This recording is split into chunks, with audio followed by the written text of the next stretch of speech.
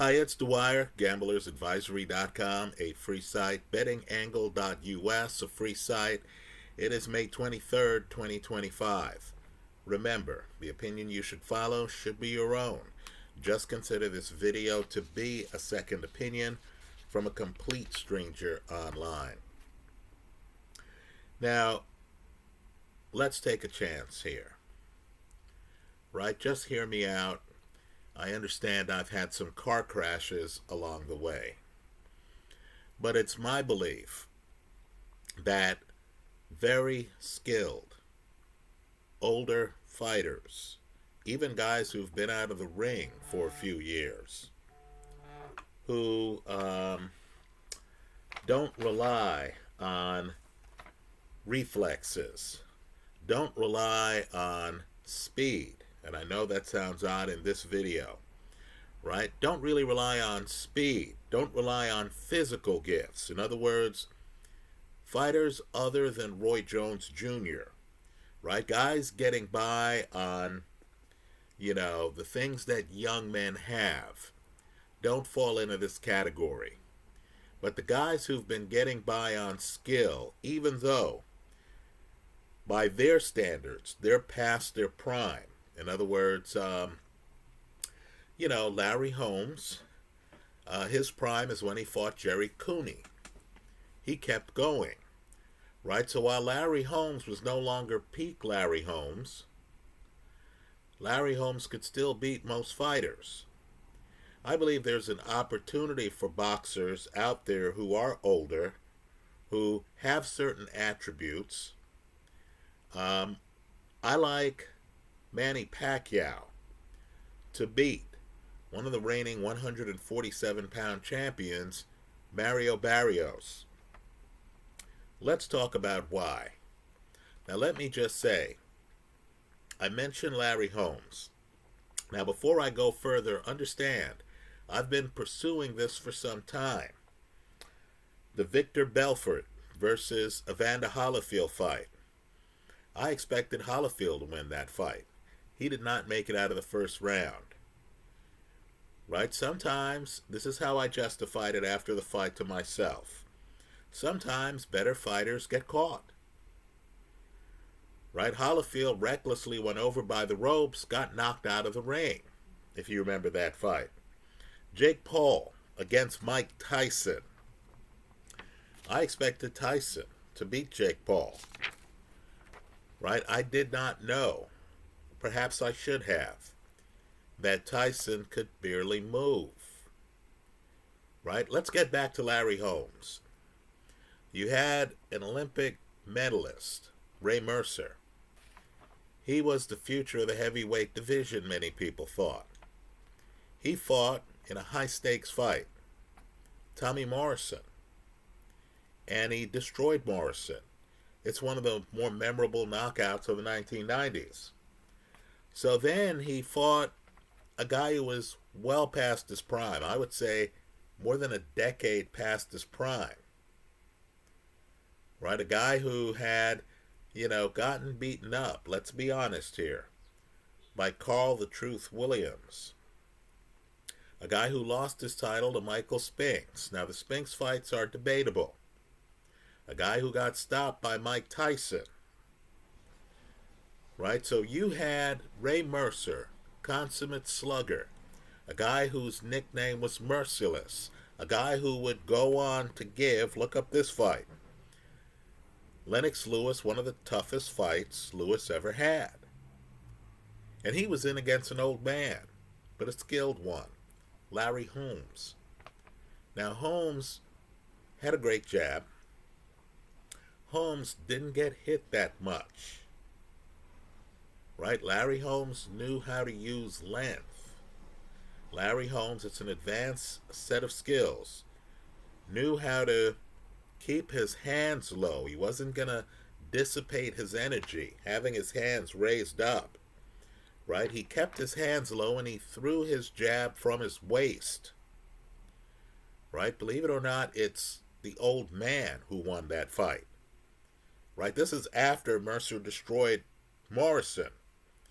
Mercer who was older himself, but not as old as Larry, right? Mercer had gotten to the sport a little bit later. Mercer didn't know what to do. He was in the ring with a boxing PhD. Now let's talk about Manny Pacquiao. And to understand Pacquiao, and I know Pacquiao is one of the fastest fighters I've ever seen in my life. Right? Pacquiao, incredible hand speed.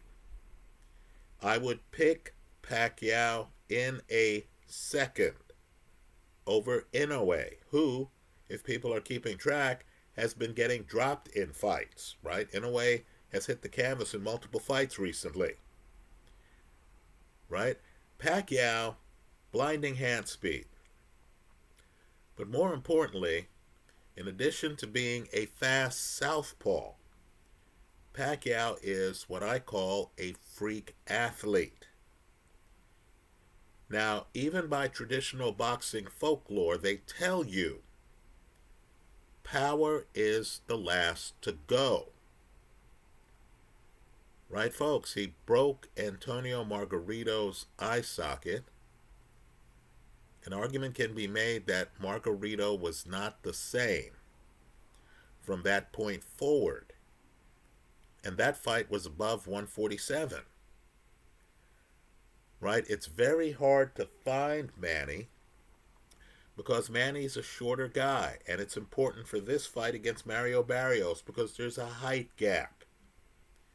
Manny's a shorter guy. Manny, I don't believe, relies on his reflexes. I view Manny as a soldier guy, right? He's not a Mayweather. He's not, dare I say it, a Eubank. This is not the guy in the middle of the round reading the opponent and making adjustments on the fly and trying out different game plans. If you want to see a fight where an older fighter is trying on different clothes in round after round, different strategies, look at Larry Holmes, truly a great fighter, against Mike Tyson in a fight he gets knocked out. Right? Holmes is there literally trying different strategies in front of Mike. Right? Well, just understand, that's not Manny Pacquiao. Manny Pacquiao is what I call a fastball pitcher. In other words, while the, Greg Maddoxes of the world have a set of pitches and are thinking to themselves, man, do I throw a curveball here? Do I throw a changeup here? Do I throw a fastball, and if so, at what speed? Manny Pacquiao is one speed all the time. The construct is that he comes in and he moves his head. Very hard to find. Right? Pacquiao, the secret to him is look at how thick his legs are. Right? This is a different level of athlete.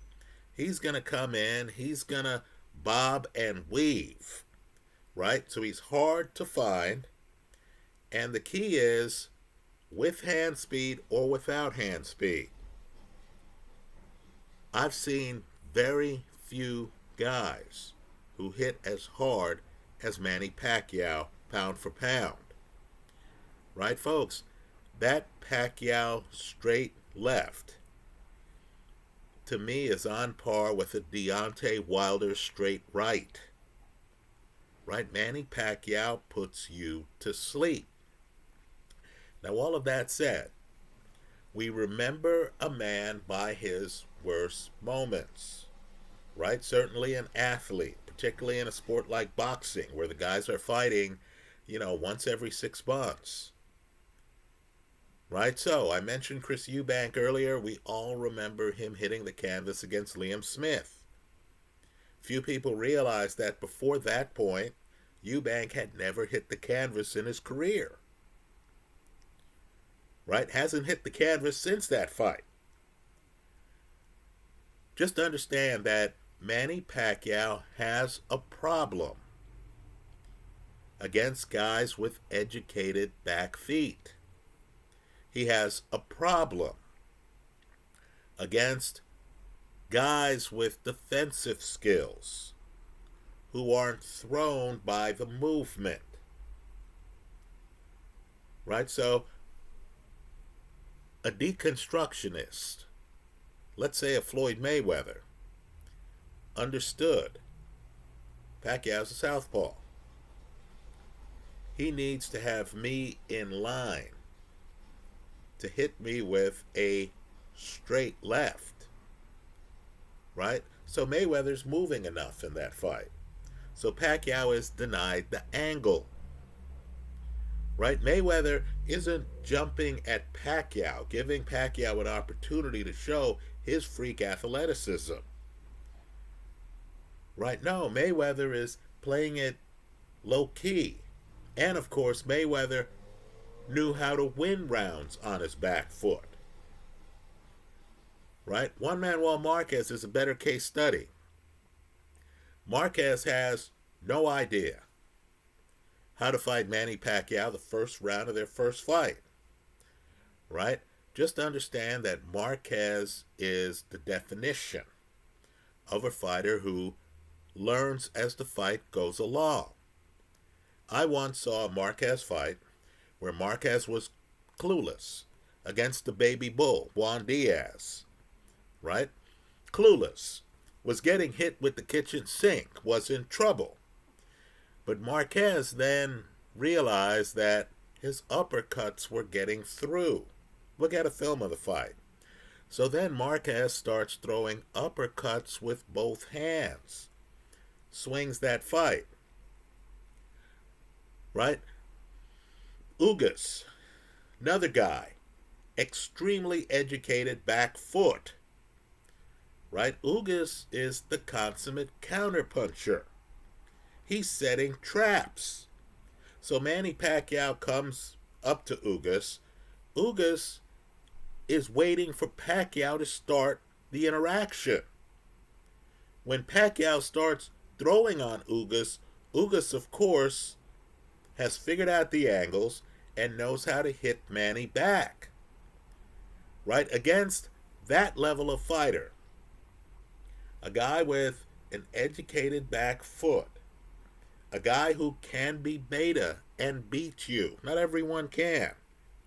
Right? A guy who doesn't have to fight his fight to beat you. Right? A guy who is making the decisions himself. He's not out there throwing fastballs, going to his corner, and then having the corner really tell him what to do. Right? This is the guy who, is really ready for whatever happens. Right? Manny Pacquiao has problems against those types of fighters. Right? El Terrible, another guy, right? Terrible, at a certain point, and boxing's unforgiving, there are some guys who are so good defensively that they will make you look like a one-handed fighter, which Pacquiao predominantly was. Right? Understand, too, how hard Pacquiao hits. To this day, when reporters ask Ricky Hatton what happened at the end of the fight, Hatton flatly tells them he doesn't know because he doesn't remember. That's how hard Pacquiao hits. Now, Mario Barrios is alpha. Right? He calls himself Azteca or something like that, right? He's alpha. He's a guy who, needs to be a bully in the ring. He's big for 147 pounds. He's much taller than Manny Pacquiao. I'm just telling you, boxing observers should not view height as a benefit, particularly if the guy doesn't know how to use height. Right? Height works when, let me name two great heavyweight champions. Your Lennox Lewis. Now think about Lewis, right? You would think he's the consummate slugger, right? This is the guy who took out Andrew Galata early. This is the guy who took out Michael Grant early. There are Lennox Lewis fights where Lewis comes across the ring and the other guy has his hands full early. He fights David Tua. Folks, that's Lennox Lewis with a back foot. That's Lennox Lewis with a jab. That's Lennox Lewis with a lean. We thought Tua was the next Mike Tyson. Right? Then we came to find out that Tua couldn't handle a tall guy who actually could box and use height. Right? Another guy, one of my favorite fights, he goes to LA, right? And we have to start giving these fighters who travel more respect. The guys without a country. Right? This guy's a fellow Ukrainian like Usyk. Right? Obviously, because of world events, we haven't seen Usyk fighting in Kiev. Let's give Usyk credit for being the fighter who is having a dominant run of it, and a lot of his fights are in enemy territory. Well, before Usyk, there was a guy, right? By the way, I think he'd give Usyk all he could handle. We should have an honest conversation on who's the best Ukrainian heavyweight champion in history. I consider this guy to have been dominant, Vitaly Klitschko. And Vitaly Klitschko traveled to LA, the same place where, by the way, he gave Lennox Lewis, in my opinion, the hardest fight Lewis had. Right? I know Lewis got stopped in 2 fights, but let's just say Lewis was being deconstructed in the early rounds of his fight against Vitaly Klitschko. Klitschko traveled to LA. Well, that's not the only time Vitaly Klitschko traveled to LA. He traveled to LA and he fought Chris Arreola. Right? Now, Arreola at the time was, all action, high volume. You look at the CombiBox numbers, let's just say you wouldn't consider Arreola to be bashful.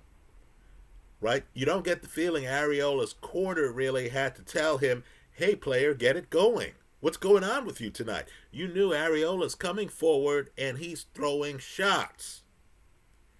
But he was fighting a ghost that night. Because Vitaly Klitschko, heavy puncher. Right? Look at his KO ratio. Right? Vitaly Klitschko had a lean on him. Right? So, of course, a Chris Arreola ran into the same kind of problems Manny Pacquiao ran into when Pacquiao fought Ugas. Right? A guy with a lean, that's a problem. When Errol Spence beats Ugas, one of the great things Spence does in that fight, and that's prime Errol Spence, is Spence takes the extra step and is literally torso to torso with Ugas. Right? He wasn't going to allow Ugas's lean to beat him. Right? You saw a guy who had a problem taking that last step in the recent Canelo skull fight. Right? Well, let me just say, Mario Barrios is going to come in and he's a bully. Right? This is my 1-second psychological assessment of guys. He's a bully. He thrives on roughing up opponents, showing hand speed, showing volume, getting the guy in the pocket and then trading with the guy. Right? Because he's taller than most, he typically is able to hit you from farther away with power than you can hit him. Right? But he's not the guy who can go negative energy. So he fought a crafty vet. Keep an eye on Abel Ramos. right? This fight was on, and let's give MVP a shout out here. This was on the Mike Tyson Jake Paul card, right? Let me point out too. Say what you want about Jake Paul. Also on that card was Katie Taylor, Amanda Serrano. So you had yahoos like me who tuned in to watch the Mike Tyson fight and then realized, oh wow, there's actually a really great card here. They've put together an event, right? Maybe the final fight, the headline, the Mike Tyson fight, wasn't the best. But understand, if you were in Jerry Jonesville there, right, you got treated well on that MVP card. I'm not surprised that MVP has had some great signings, particularly female boxers, right? Jake Paul is a showman, not just in the ring when he's fighting, but when he's putting together the event, right? He and his team. Well, just to understand, on that card, you had Abel Ramos, and he's fighting Barrios, and Barrios is bigger than him. The fight starts, and you notice Barrios is doing what Barrios does. He's on his front foot. He's throwing volume. He's roughing up the KG vet. But understand, KG vets know this fight's 12 rounds. Right? KG vets understand. Okay, this guy has started well. Okay, this guy's a champion. But I have time. Can this guy maintain this pace? So Abel Ramos eventually gets inside on Mario Barrios. Folks, read the bruises. Right? Look at Barrios' face at the beginning. He looks great, unmarked. Right? Mario Barrios ends that fight swollen. His face is beaten up. I don't care who they say won that fight. You know he took punishment. Folks, I'll be blunt here. You cannot take that level of punishment from Manny Pacquiao. Right? Power is the last to go. Pacquiao hits awfully hard. Pacquiao dropped Keith Thurman. Think about that. Right? Pacquiao dropped Keith Thurman. Let me say this too. Life's unfair. If a Ray Leonard gets in the area code of winning a decision, right? His rematch against Thomas the Hitman Hearns. I still have no idea what fight the judges were watching, right? They call that fight a draw. Hearns hits the canvas no times. Ray Leonard hits the canvas twice, right? You would have thought that was the Boachuk Virgil Ortiz fight. Yes, I'm taking cheap shots here, right? Of course, you have Ray Leonard in against a dominant champion who hits the canvas no times. Ray Leonard is, running away from the champion, right? In fairness to Ray, Ray looked good even when he was running away. That's what charisma does for you, right? But understand, in a fight where Marvin Hagler never hits the canvas, where Hagler is chasing Ray Leonard, where Ray Leonard is flurrying in the last 30 seconds of rounds, but was sluggish for the first 2.5 minutes of several rounds, the judges took Hagler's title.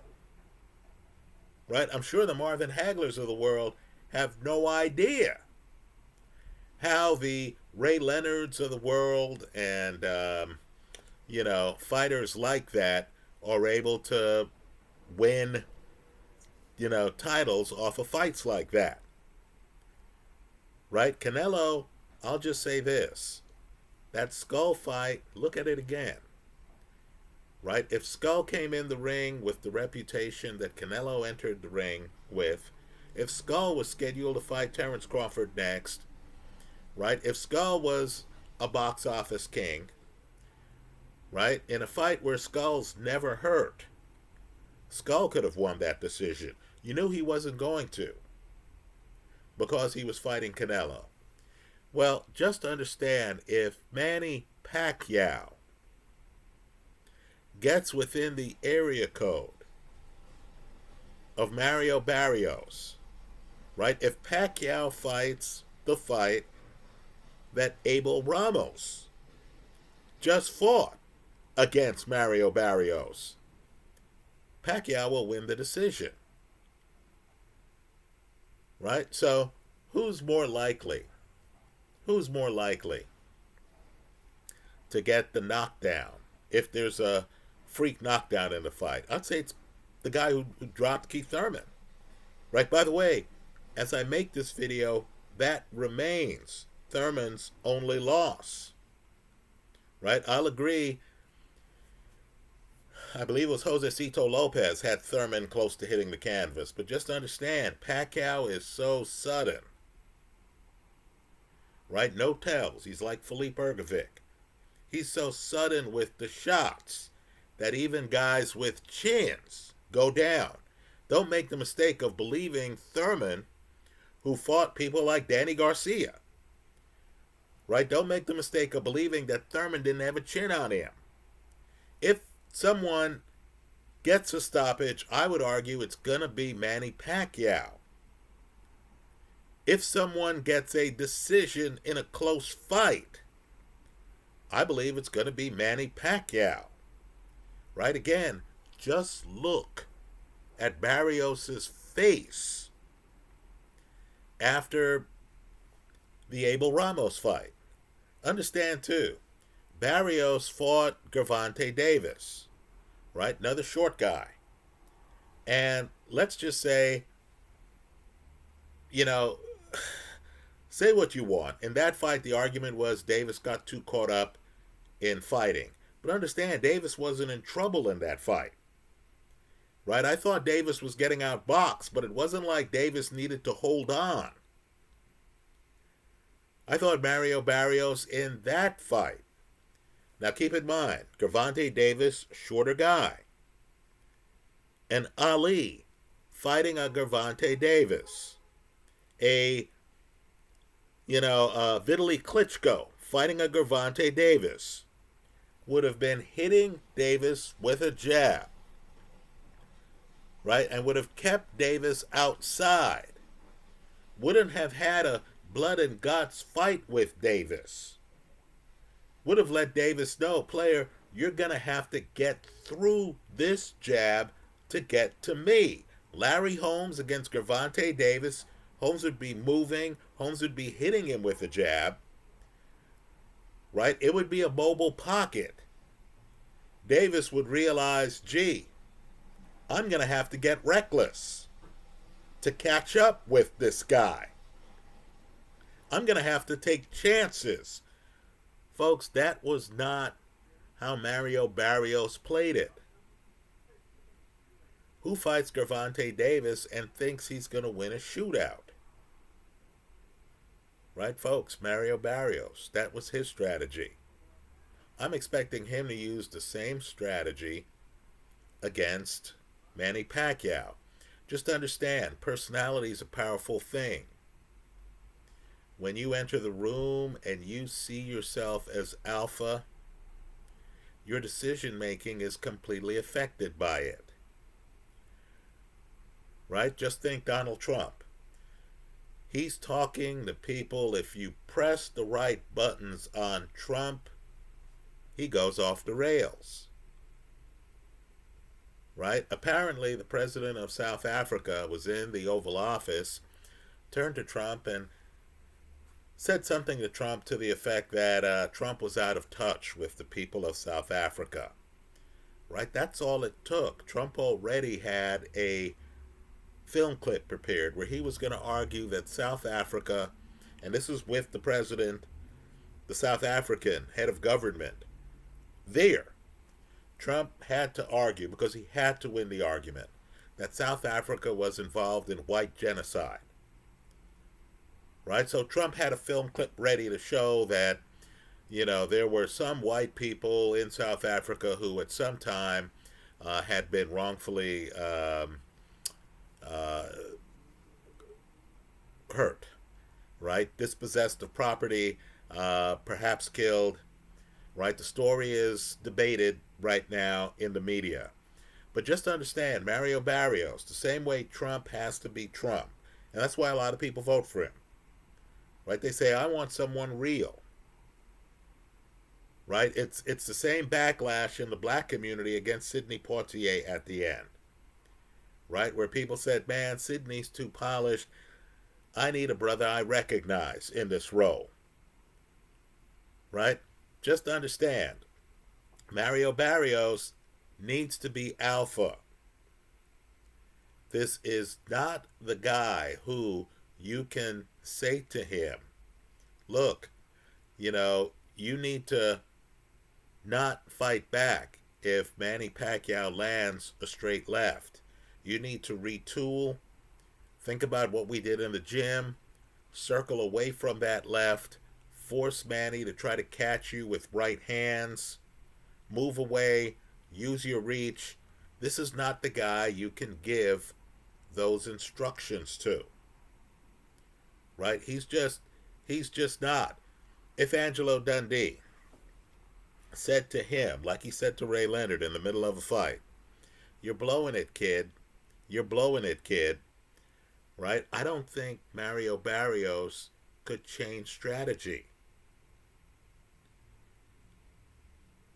So I'm expecting Manny Pacquiao to come in the ring. I'm expecting Pacquiao to already be 2 rounds ahead. Understand, Pacquiao in the early rounds, as Ricky Hatton knows well, is a difficult assignment. Right? He's herky-jerky. He moves around the ring. He's a better athlete. Pacquiao is a guy who plays basketball on a regular basis. Right? At least he used to. Right? This is a guy who is jumping around the ring. He looks small. You don't realize how sudden and how hard that straight left is. Right? He's a southpaw. You cannot prepare for him. Right? Because he's too singular. You say to your corner, look, man, get me a southpaw who jumps around the ring and moves his head like this, like Manny Pacquiao does. Who are they going to find in the sport? You've been following the sport a long time. Who are they going to find to imitate Manny Pacquiao in sparring? I think the answer is no one. Right? The fighters who can be someone else in a fight, you already know who those guys are because it's so unexpected. Right? Chris Eubank in the Liam Smith rematch, he's negative energy, isn't he? Right? Eubank, who had been stopped early, like second round. Eubank's out there in the rematch and he's just totally negative. Now, you have some great fighters who are the same fighter every fight, right? Janabek, one of the greats at 160, right? It's not like you're watching Janabek and suddenly he's on his toes and he's backing up and he's leaning against the ropes and stuff like that, right? Folks, revisit Roger Mayweather against Pernell Whitaker. You're going to see something shocking. You're going to see Whitaker flat-footed on his front foot going after the Black Mamba. And I don't mean Kobe. I mean the guy who originally called himself the Black Mamba, Roger Mayweather. In my opinion, that's not Mario Barrios. He can't go off style. Manny Pacquiao right now is going off, depending on your shop, at a plus 325 and higher. Right? You're benefiting, quite frankly, because another great fighter, Mike Tyson, looked old. We'll overlook the fact that Tyson was in his 50s and Pacquiao's in his mid-40s. We'll overlook the fact that Pacquiao has always been a freak athlete. Right? I'm not saying he's going to have more athleticism than Mario Barrios, who's a very good athlete.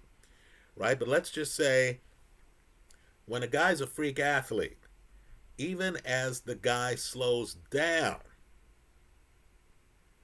the guy is still going to have some traits that will surprise the odds makers. I think Pacquiao has a real shot here. Let's go further. I think Barrios is just the entry point, right? Because I've been looking hard at Jaron Ennis, and let's just say Ennis's defense has slipped a little bit. Not only that, I've been tracking the comments of Eddie Hearn, who's the promoter of Jaron Ennis. And I'm hearing that Jaron Ennis has been having weight problems, right? Eddie Hearn believes it's just a matter of time before Ennis, who's unified at 147, right? Norman has a share of the belt. He's not undisputed, but he's unified at 147, right? Just understand that, Ennis is having weight problems according to his own promoter and might give up the belts to go up to 154, a division that's dangerous, that's loaded, that has a lot of skilled fighters, right? Tim Tszyu, Jamel Charlo, that's just off the top of my head, right? Murtazaliev, obviously, Virgil Ortiz, for as long as Virgil Ortiz stays at 154. And so I hear about a guy having weight problems. Then I'm looking at films and I'm seeing Stanionis hit him flush. And I'm just thinking to myself, you cannot get hit flush like that by Manny Pacquiao. Right? Understand too, Pacquiao brings, if he's still fast, and that's a big if, he brings a speed level that's going to force guys who are ambidextrous, like Jaron Ennis, to pick an orientation. Right? So Pacquiao might be able to take away any chance that Ennis goes right-handed. Right? Ennis would have to, do what he does best. So what you might have here is a 46-year-old re-entering the sport years after he ruled the roost and fought Mayweather and stuff like that. Understand, one of his fights was against Oscar De La Hoya. How many years has De La Hoya been a promoter? Right? We're talking about a guy, a decade and a half later, who might actually run through 147. Right? It gets more interesting. If Pacquiao jumps the fence to go up to 154, people need to remember he already has been a champ at 154. Right? He beat Antonio Margarito. Those are my thoughts. I think Pacquiao's a live underdog here. Let's just say when the casino says, hey, we're offering you better than 3-1 odds on Manny Pacquiao, your response should be, thank you very much. Right? If Pacquiao doesn't have it, if you feel Pacquiao's going to enter the ring and he's going to look like Evander Holyfield, right? If Pacquiao suddenly starts making odd requests, such as, hey, I only want the rounds to be 2-minute rounds, then the red flags, the caution flags will be out, right? But the bet I like, the base bet, is Manny Pacquiao simply to win. You're getting the, you're getting the greater than 3-1 odds. I might even mix in an under simply because if Pacquiao's out of it, then Mario Barrios, who is alpha in the early rounds, is going to come out, test his chin, and try to stop him, right? Don't be surprised, though, if Pacquiao comes out and drops Mario Barrios, as he did Keith Thurman. Those are my thoughts. Let me hear yours in the comment section of this YouTube video. Thanks for stopping by.